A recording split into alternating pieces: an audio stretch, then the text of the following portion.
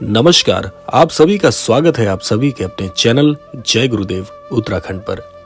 आज हम एक ऐसे गहरे और अद्भुत विषय पर चर्चा करने जा रहे हैं जो शायद आपके जीवन को एक नई दिशा दे सकता है। बहुत रो लिए तुम, नीम करौरी बाबा का संदेश। हनुमान जी आपसे 2 मिनट बात करना चाहते हैं। ये संदेश सुनकर मन में ये सवाल आता है कि हनुमान जी हमसे क्या कहना चाहते हैं और नीम करौरी बाबा ने इसे कैसे समझाया। इस वीडियो में हम इस रहस्यमयी संदेश को समझने की कोशिश करेंगे। नीम करौरी बाबा की शिक्षाओं और उनके द्वारा दिए गए दिव्य ज्ञान को भी जानेंगे।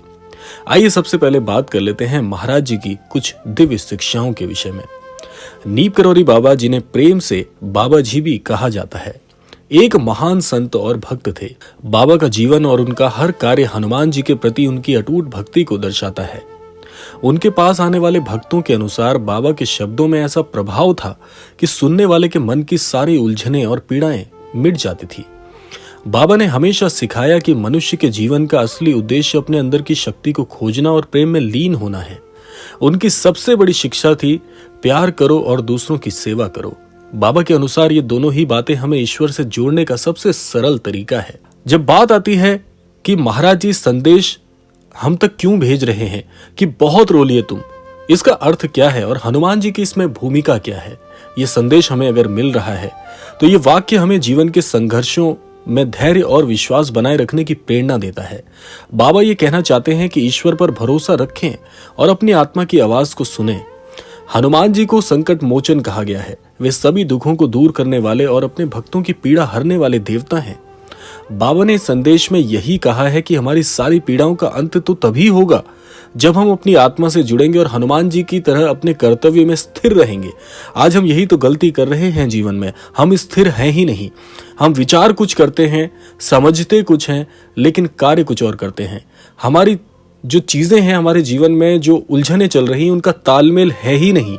बाबा के संदेश से हमें क्या सीख मिलती है कि 2 मिनट की बात और हनुमान जी से क्या संवाद हो सकता है, आइए उसको जानते हैं। ये 2 मिनट के लिए हनुमान जी जो बात करना चाहते हैं वो आपको क्या कहना चाहते हैं, इसे समझते हैं।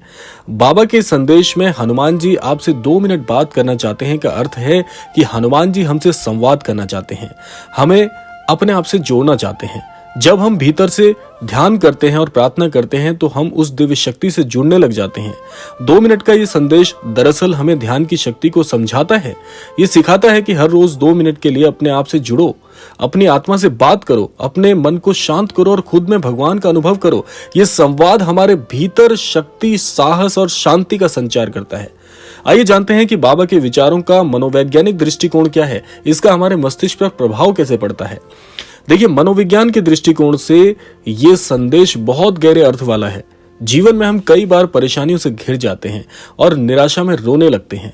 नीम करौरी बाबा का ये संदेश हमें खुद को समय देने की सीख देता है कि ये 2 मिनट हमारे जीवन को शांत और संतुलित बनाने का अवसर प्रदान करते हैं। ध्यान और आत्म संवाद का ये अभ्यास, जिसे बाबा ने हनुमान जी से जुड़ने का माध्यम बताया है, मानसिक स्वास्थ्य के लिए भी बहुत लाभकारी है।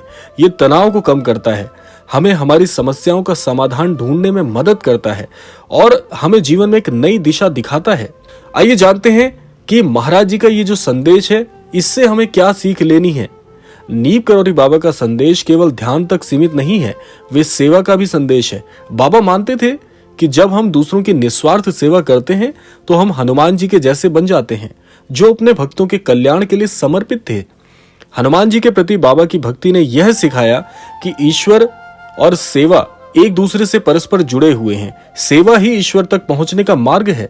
बिना सेवा के आप जीवन में ईश्वर की प्राप्ति कर ही नहीं सकते, क्योंकि सेवा का अर्थ केवल दान देना नहीं है, बल्कि किसी की मदद करना, उन्हें भावनात्मक रूप से सहारा देना और उनके जीवन में खुशियां लाना भी तो है। जब हम ऐसा करते हैं तो हम भी हनुमान जी से जुड़ते हैं और अपने जीवन को उद्देश्यपूर्ण बनाते हैं।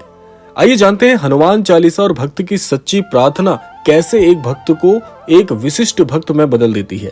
नीम करौरी बाबा मानते थे कि हनुमान चालीसा का पाठ करना एक शक्तिशाली साधना है जो हमें हनुमान जी के गुणों को अपनाने में मदद करता है। हनुमान चालीसा के शब्द हमें साहस, शक्ति और सेवा के मार्ग पर चलने के लिए प्रेरित करते ही हैं।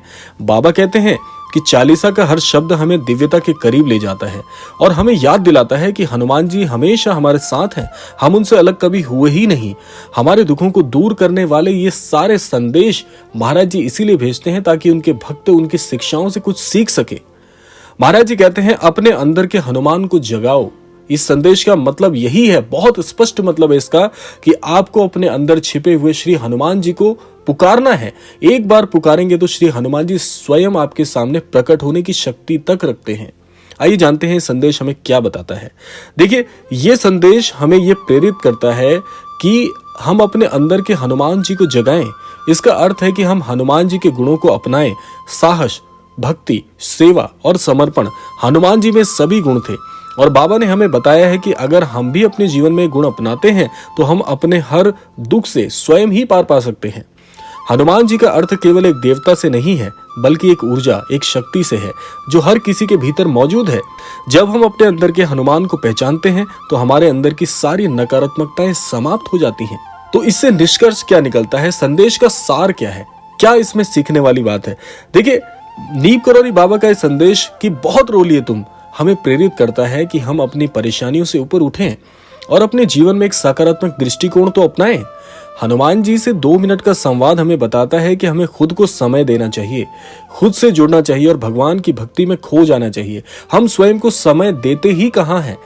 जिस संसार में हम रहते हैं, जिस भौतिकता से हम जुड़े हैं, जिस कार्य क्षेत्र में हम कार्यरत हैं, हमने वही अपना घर मान लिया है। हमारी सबसे बड़ी भूल यही है, क्योंकि व्यक्ति ईश्वर को बाहर तो ढूंढ रहा है लेकिन स्वयं अंदर में नहीं झांकता कि तुम्हारे अंदर भी तो ईश्वर वास करता है। इसीलिए ये सबसे बड़ी गलती है। महाराज जी यही सिखाना चाहते हैं कि खुद को समय देना प्रारंभ करो। इस भौतिकता से कुछ क्षणों